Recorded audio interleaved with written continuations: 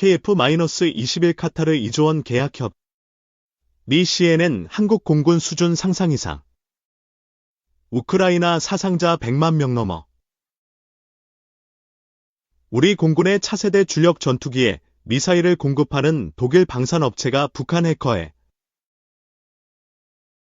공격을 받았다는 외신 보도가 나왔다는데도 우리 정부는 모르고 있었다고 저희가 최근 전해드렸습니다.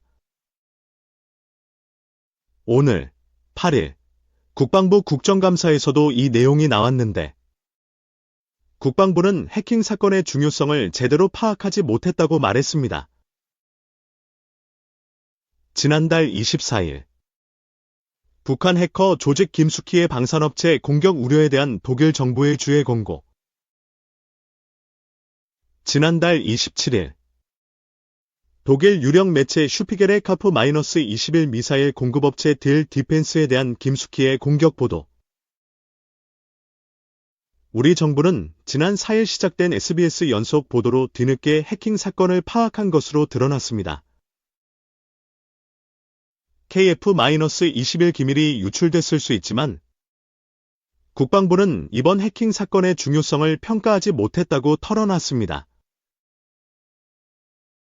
앞서 외교부 국감에서 조태열 외교부 장관은 독일 대사관으로부터 보고를 받았는지도 정확히 기억하지 못했습니다. 정부는 국가안보실 산하 사이버안보비서관을 중심으로 국방부와 외교부, 국정원 등을 참여시켜 피해 규모를 분석하고 대응 방안을 협의하고 있습니다. 이 바다로 뻗어나간다. K방산 글로벌 잠수함 출사표 던진 하나대치현대. 1차 세계대전 당시 독일 해군의 주력 잠수함 유보트는 연합군의 악몽이었다. 전쟁 기간 중 총 375척이 투입된 무제한 잠수함 작전으로 연합군을 괴롭혔기 때문이다. 보이지 않는 곳에서의 해상 장악. 그 공포를 똑똑히 각인시킨 잠수함은 이후 100년이 넘도록 각국 해상전력의 정점으로 자리 잡았다. 최근 들어 잠수함 전력 강화 열풍이 국제적으로 불고 있다. 러시아 우크라이나 전쟁과 이스라엘 하마스 전쟁 개전 후 글로벌 안보 위기가 발생했기 때문이다.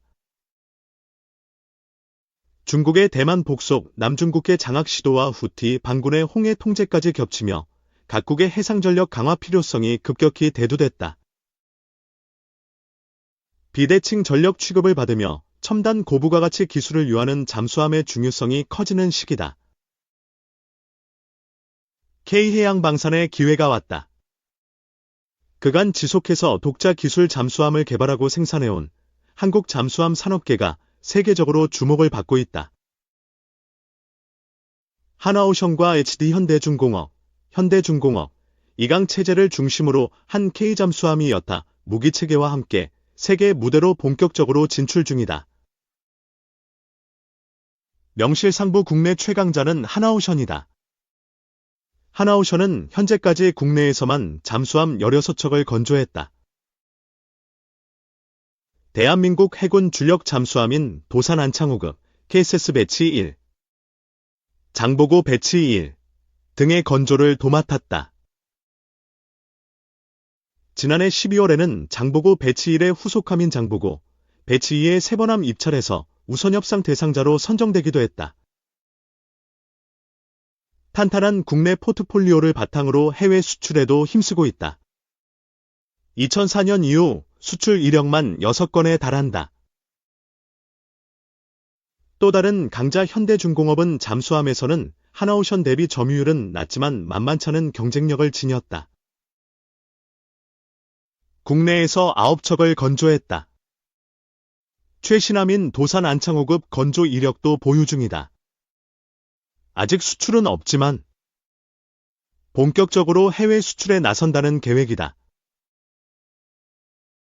양사는 현재 폴란드 보르카 프로젝트에 집중하고 있다. 폴란드는 러시아 최대 항구 도시인 상트페테르부르크와 발트함대 사령부가 주둔하고 있는 칼리닝그라드와 인접해 있다. 우크라이나 전쟁 이후 해상 안보 위기가 고조되는 중이다. 오르카 프로젝트는 현재 보유 중인 킬로급을 대체할 신형 잠수함 도입 프로젝트로서 총액 22억 5천만 유로, 약 3조 3,500억 원을 들여 4척의 신형 잠수함을 확보하는 내용이다. 하나오션과 현대중공업은 각각 건조 이력이 있는 도산 안창호급을 바탕으로 현지화 모델을 제시했다. 이 밖에도 스웨덴 사브, 스페인 나반티아, 프랑스 나발그룹 등 11개의 잠수함 강자가 참여 신청서를 냈다. 양사가 제안한 도산 안창호급은 이런 요구 조건을 충족할 수 있는 최적의 모델이라는 평가를 받고 있다. 먼저 작전 지속 능력이 탁월하다. 수중 배수량 3,700에서 4,000톤에 달하는 도산 안창호급이 탑재한 리튬 배터리는 전력 손실이 적고 에너지 밀도가 높아 장기간의 잠항에 유리하다. 잠항 심도도 300m 이상, 최대 400m까지 가능하다. 입찰에 참여한 모델 중 유일하게 지상 공격용 잠수함 발사 탄도미사일 수직 발사관, 바레스 구획을 갖추고 있어 지상 공격과 목표 타격 능력이 탁월한 점도 강점이다. 벌세는 대함 대지용 순항미사일과 거리 500km 급 탄도미사일도 탑재 가능하다. 선체도 넓어서 각종 기뢰와 드론 등도 많이 탑재할 수 있다. 사실상의 입하전이 점쳐지지만 양사는 현지 업체와 국방부 관계자들과의 미팅 등 신중하고 착실하게 수주 마케팅에 뛰어들고 있다. 하나오션은 글로벌 방산업체들과 손을 잡고 있다. 영국 대형 방산업체 바콕 인터내셔널과 글로벌 잠수함 사업 수주를 위해 협력 합의 의서를 체결했다. 지난 5월 21일에는 폴란드 그단스크의 인더스트리 데이를 개최하고 폴란드 현지 업체들과 잠수함 사업 협력을 논의했다. 폴란드 현지의 여론도 공략한다. 지난해 11월에는 바르샤바에서 현지 언론 매체를 대상으로 하나오션 데이를 개최하고 캐스스3포 폴란드를 주제로 브리핑했다.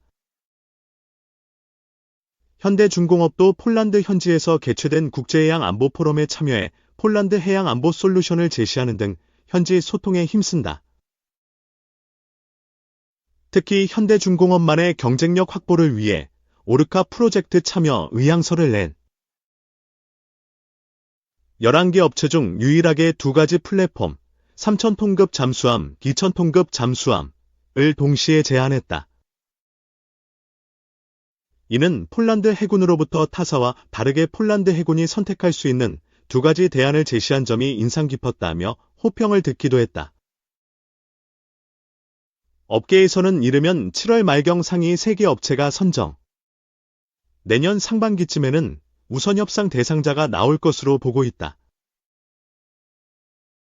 오는 9월 예정된 폴란드 방위산업 전시회, MSPO는 그 분수령이 될 전망이다. 하나오션은 지난해 MSP에서도 김동관 부회장이 안제이 두다 폴란드 전 대통령에게 직접 장보고를 선보이고 자막 능력과 화력 등을 설명하기도 했다.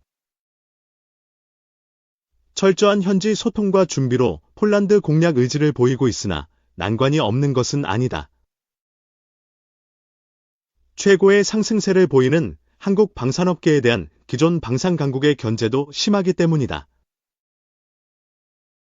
최근 에마뉘엘 마크롱 프랑스 대통령이 프랑스 파리 소르본대에서 유럽연합의회 관계자들을 대상으로 한 연설에서 한국산 대신 유럽산 무기를 사자고 주장한 것이 단적인 사례다.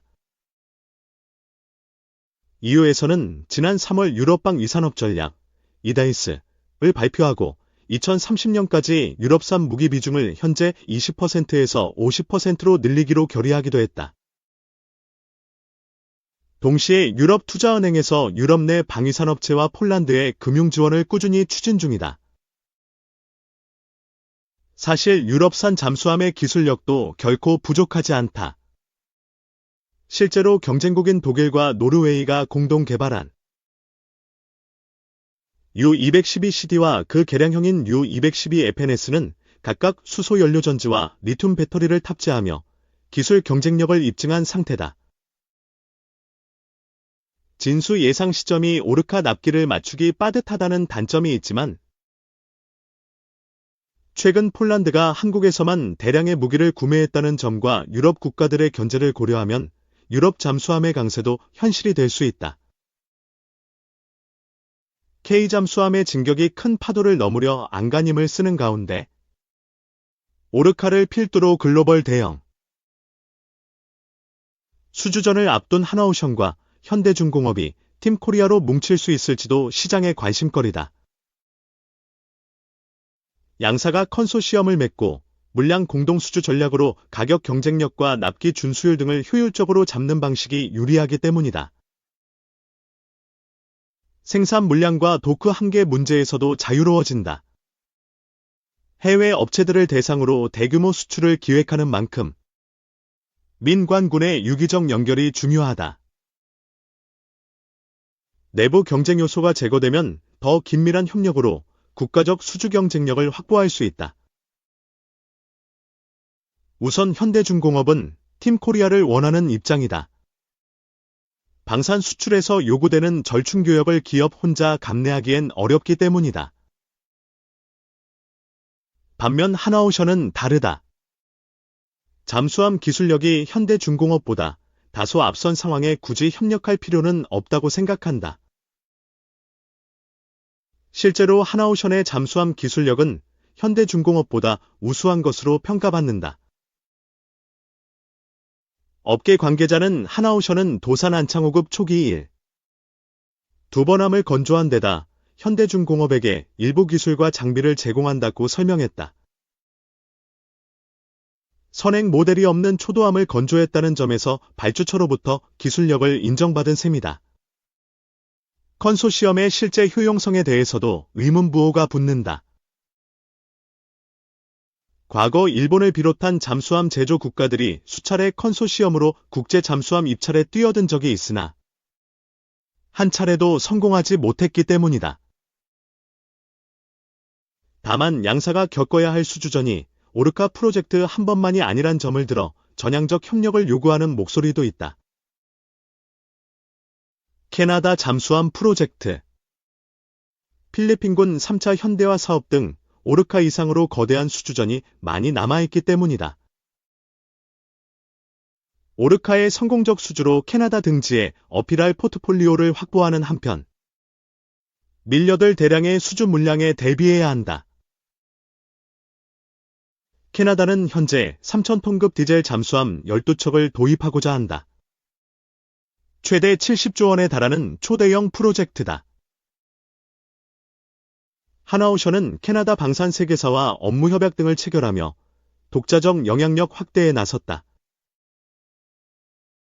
현대중공업 역시 현지 업체의 3L이스 테크놀로지와 업무 협약을 체결하는 한편 하나오션 측에 캐나다 프로젝트 팀 코리아 구축을 제안했다. 프로젝트 규모가 거대하고 캐나다의 절충교역 요구 조건도 까다로워 연합이 필요하다는 주장이다. 특히 캐나다 프로젝트에서는 유력 경쟁 후보로 팀 재팬이 꼽히고 있다. 미쓰비시 중공업과 가와사키 중공업이 한 팀을 이룰 예정이다. 두 기업은 지난 2016년 44조 원 규모 호주 잠수함 사업에서도 컨소시엄을 맺었다. 호주 현지 생산 협상이 결렬되며 최종 수주는 하지 못했지만 수주 문턱까지 도달한 전력이 있다. 물론 협력 및 컨소시엄이 무조건 긍정적인 마냥 긍정적인 것은 아니다. 컨소시엄으로 수주에 성공할 경우 이후의 수주액과 공정, 납기 등도 무조건 컨소시엄 기준으로 맞춰야 하기 때문이다. 해외 발주처에서 해당 기준으로 제작하길 원한다면 추후 독자 노선으로 변경하고 싶어도 쉽게 할 수 없게 된다. 결국 장단점이 있는 셈이다. 양사의 셈법이 복잡해진 이유다.